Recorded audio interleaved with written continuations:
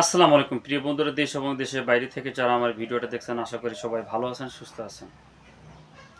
আমি আপনাদের দোয়ায় ভালো আছি এবং সুস্থ আছি। তো প্রিয় বন্ধুরা, আমি শুরুতে একটা কথা বলবো, আপনি যদি আমার এই পেজটাতে যদি নতুন হয়ে থাকেন, অবশ্যই পেজটা ফলো করবেন এবং চ্যানেলটি সাবস্ক্রাইব করবেন।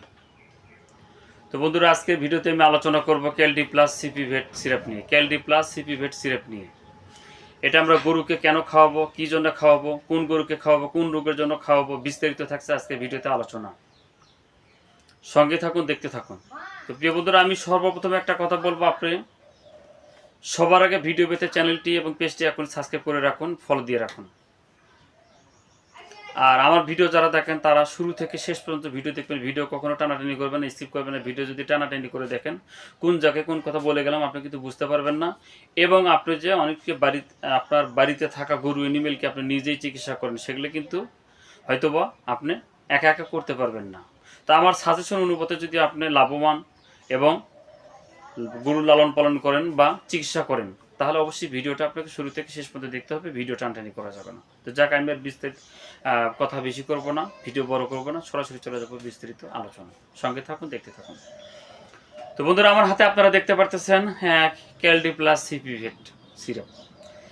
এটা আসলে মূলত মুখে খাওয়ানোর জন্য অথবা পানির ভিতরেও আপনি শর্তার ভিতরে খাওয়াতে পারবেন। এর ভিতরে উপাদান আছে ফসফরাস, ক্যালসিয়াম, ভিটামিন D3 এবং B12, যেটা আমরা কোন গরুকে খাওয়াবো এর ভিতরে নির্দেশনা রয়েছে। এটা আমরা ব্যবহার করব ক্যালসিয়াম ক্ষমতা পূরণ ভারসাম্য রক্ষা করে।